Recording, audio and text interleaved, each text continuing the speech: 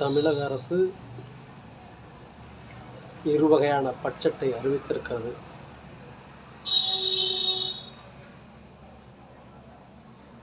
தலைப்பாக ரூபாய் சிம்பிளை, அதாவது தமிழகத்தை சார்ந்த ஒரு நபர் உருவாக்கி அந்த சிம்பிளை அகற்றிவிட்டு ரூபாய் என்ற வார்த்தை முதல் எழுத்துள்ள ரூபண்ணா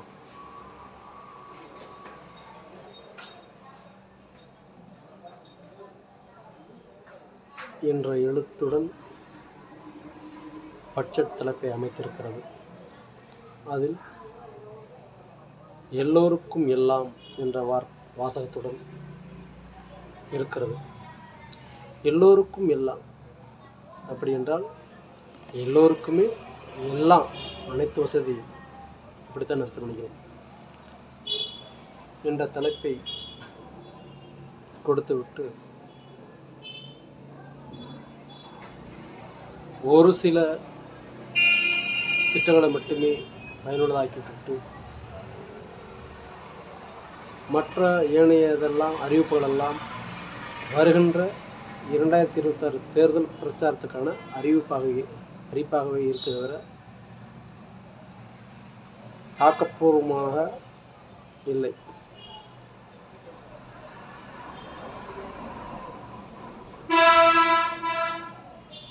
ராமநாதபுரம் மாவட்டம் மிகவும் பின்தங்கிய மாவட்டம் என்பது நாடறியும், அக்காலந்தொட்டு இக்காலம் வரை.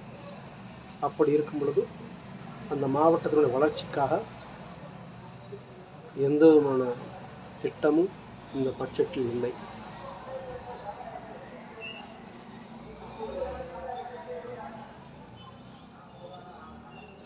வறண்ட மாவட்டமான ராமநாதபுரம் மாவட்டத்திற்கு விவசாயம் செழிப்பதற்கோ தொழில் வளம் பெறுவதற்கோ எந்த விதமான அறிவிப்பும் இந்த பட்ஜெட்டில் இல்லை. ஆகையால் தொடர்ந்து இந்த மாவட்டம் வஞ்சிக்கப்படுகிறது இந்த திராவிட அரசுகளால். இங்குள்ளவர்கள்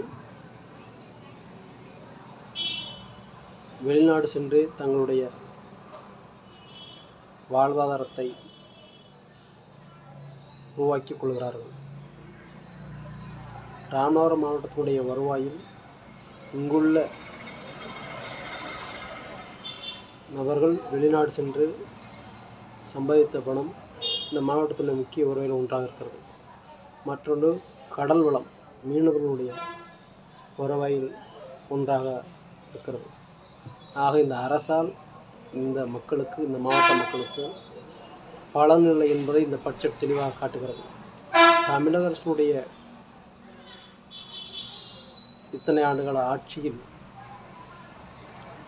தமிழகத்தினுடைய கடன் தொகைதான் உயர்ந்திருக்கிறது.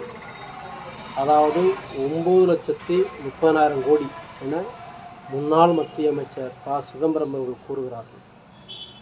ஆக தமிழகத்தினுடைய கடன் தான் உயர்ந்திருக்கிறதே தவிர தமிழக மக்களுடைய வளர்ச்சிக்கோ எந்த ஆதாரமும் உள்ள பட்ஜெட்டாக தெரியவில்லை. இந்த ஆட்சியும் அதற்கான வழி செய்யவில்லை என்பதே இந்த பட்ஜெட் காட்டுகிறது.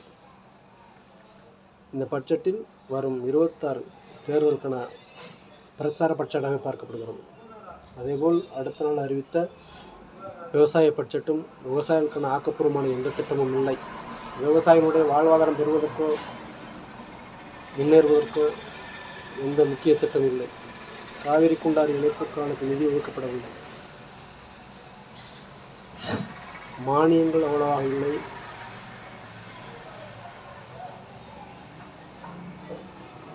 தள்ளுபடி போகிறோம் அதற்காக இத்தனை கோடி 1470 கோடி ஒதுக்கியுள்ளோம் என்று பயிர்க்கடனை அனைவரும் வாங்குவதற்கும்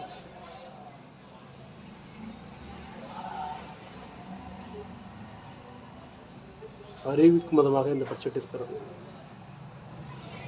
ஏற்கனவே இவர்களால் முதியோர் உதவித்தொகை வழங்க முடியவில்லை.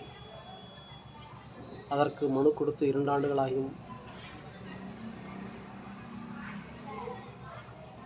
அனுமதி பணம் கொடுக்க, முதியோர் உதவித்தொகை கொடுக்க அனுமதி வழங்கியும் இன்னும் அவர்களுக்கு ஒன்றும் கிடைக்கவில்லை. அவ்வாறு இருக்கும் பட்சத்தில் இவர்கள் மேலும் தமிழகத்தை கடனாக்கும் விதமாகவே இந்த பட்ஜெட்டில் அறிவித்திருக்கிறார்கள்.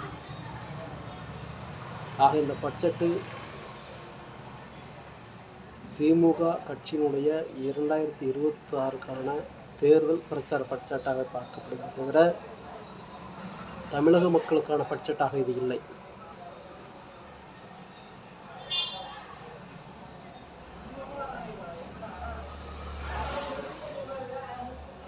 விவசாயிகளுக்கு ஏமாற்றமான பட்ஜெட்டாக இது பார்க்கப்படுகிறது. விவசாய சங்கங்கள் ஆங்காங்கே இந்த பட்ஜெட் குறித்து கண்டனம் தெரிவித்து வருகின்றன, பெருத்த ஏமாற்றத்தையும் சந்தித்து வருகின்றன.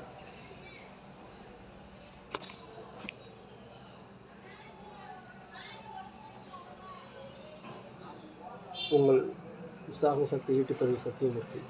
மீண்டும் ஒரு சந்திப்பு. நன்றி, வணக்கம்.